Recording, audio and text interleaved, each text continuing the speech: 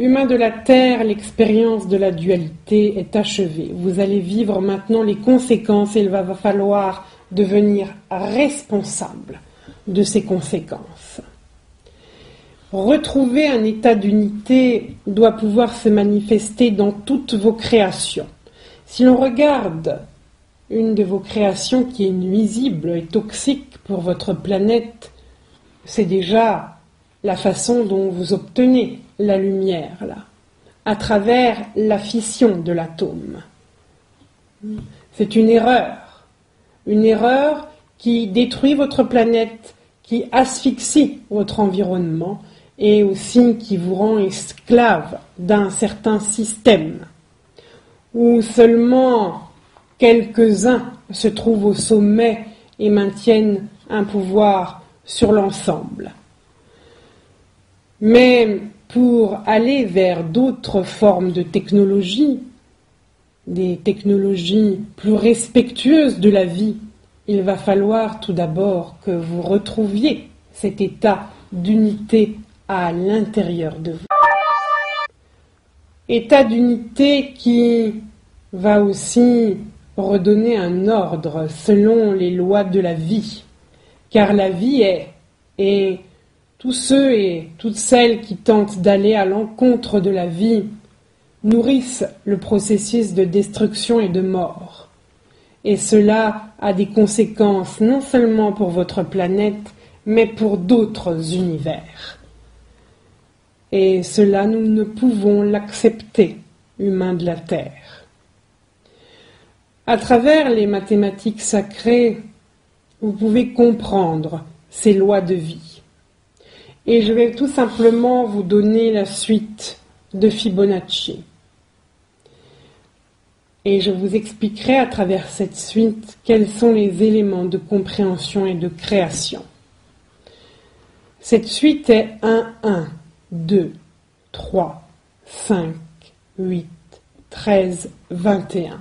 Et on pourrait continuer encore cette suite. Le 1 se reflète dans le 1 avant de faire apparaître le 2. L'esprit d'unité s'est manifesté, s'est reflété et a fait apparaître sa création, le 2.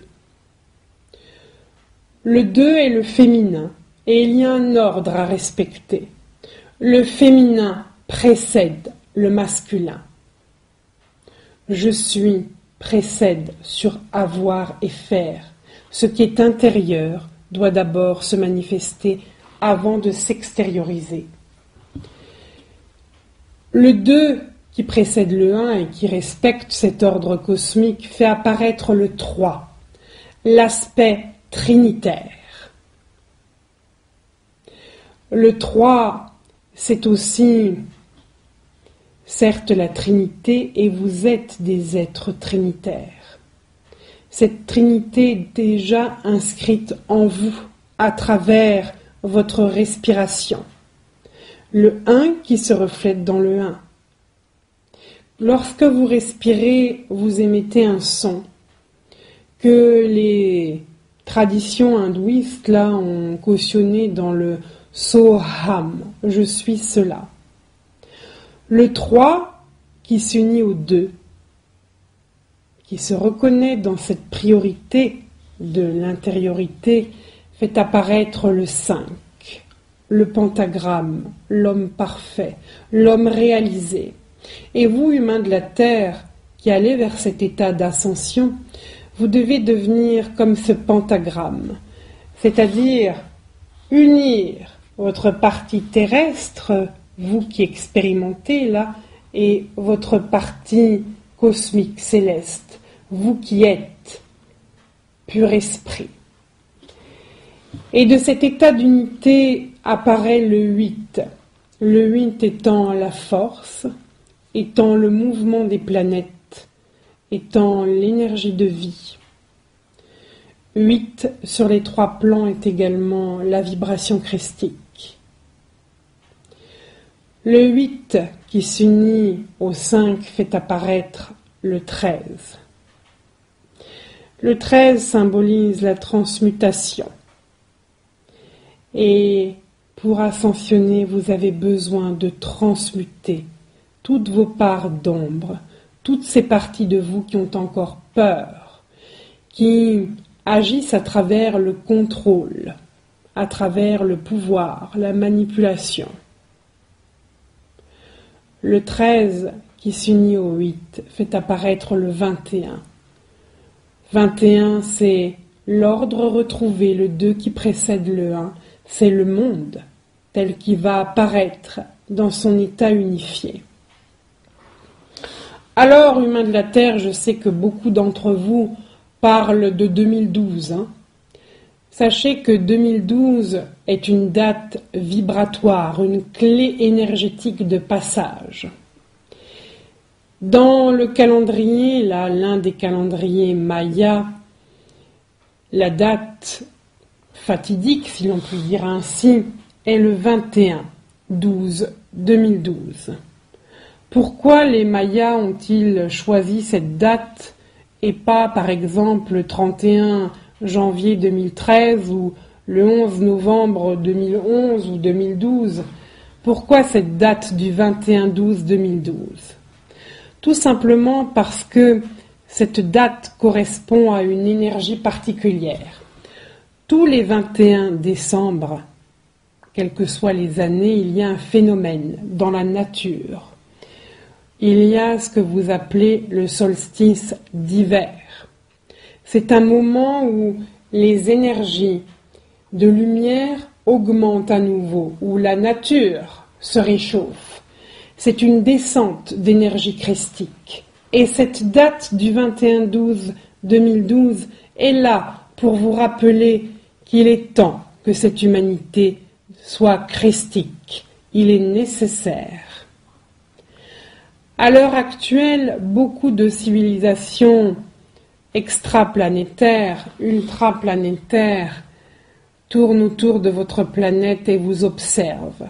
Régulièrement, ils apportent leur compte-rendu lors des conclaves des maîtres. Et ce qu'ils rapportent aujourd'hui, c'est que votre humanité semble, par certains choix qu'elle a faits, dangereuse, voire toxique. Évidemment, vous avez les protections de la fraternité blanche, à travers le maître El Morya, également le maître Sanat Kumara. Néanmoins, nous devons prendre en considération toutes ces données qui nous sont apportées. Humains de la Terre, je plaide également en votre faveur. Et je vous aiderai à installer sur cette planète ces sociétés de 5e dimension, ces îlots de lumière, ces îlots qui n'auront aucun chef en particulier, mais qui appartiendront à une humanité consciente, une humanité qui respecte la vie, sous tous ses aspects, sous tous ses règnes, et dans ce respect de la vie qui prend conscience qu'elle n'est pas seule à évoluer dans les différents univers, mais qu'elle est reliée et qu'elle agit également sur d'autres vies, sur d'autres civilisations. Car cette planète va devenir une clé de passage, une matrice, un vortex pour de nouveaux univers en création. Le plan d'Orion descend sur le plan terrestre. Dans ce sens où Orion a connu également ombre et lumière, et l'ombre et la lumière se sont alchimisés.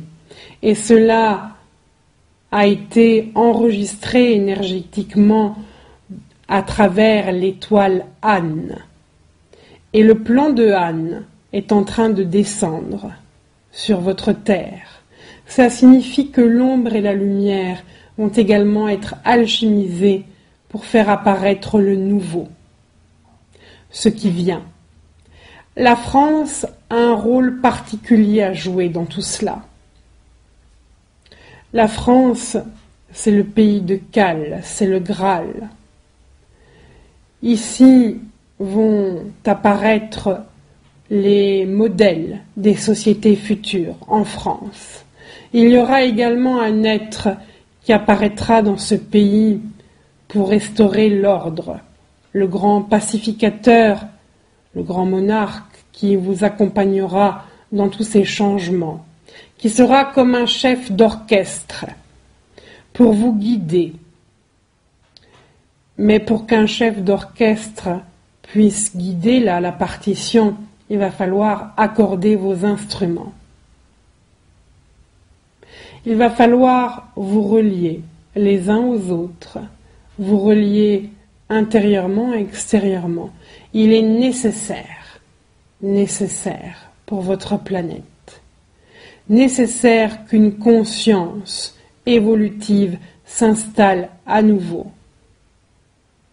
Nécessaire également de changer vos systèmes de croyances, certes, mais également vos systèmes politiques.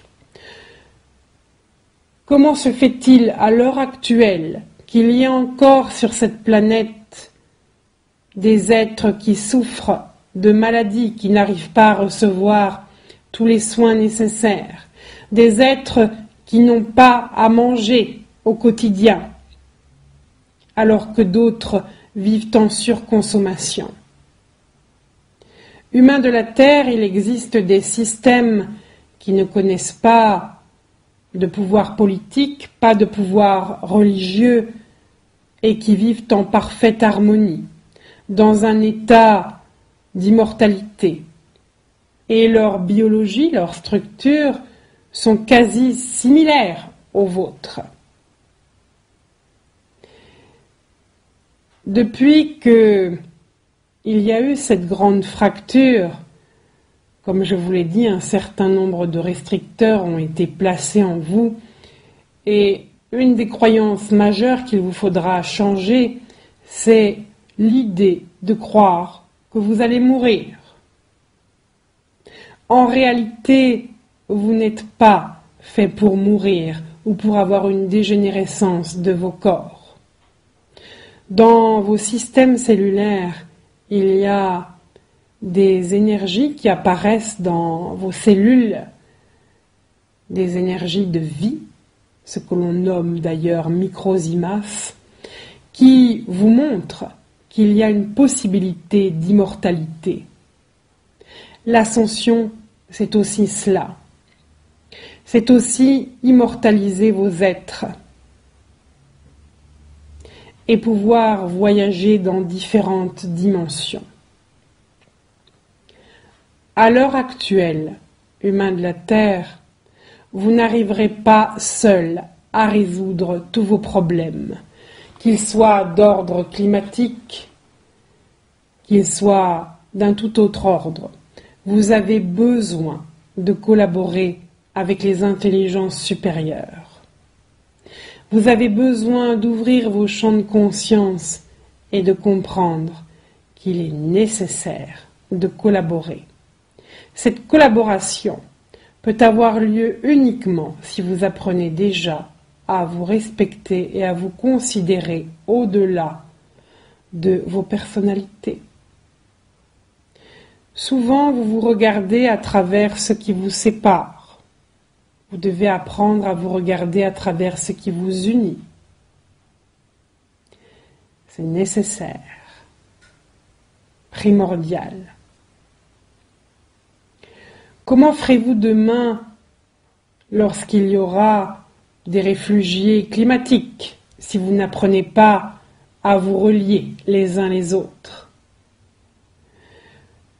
Allez-vous continuer à vous nourrir à travers une nourriture hybride où de nouveaux systèmes d'implantation ont été créés précisément pour vous limiter, pour faire de vous des mutants? L'heure n'est plus au compromis. Vous devez manifester la loi, devenir une loi vivante. Plus vous manifesterez cette loi, plus vous aurez besoin de vous unir et de commencer à créer ces modèles de vie où il n'y a pas un être qui dicte un pouvoir, car le pouvoir n'est pas extérieur. Le pouvoir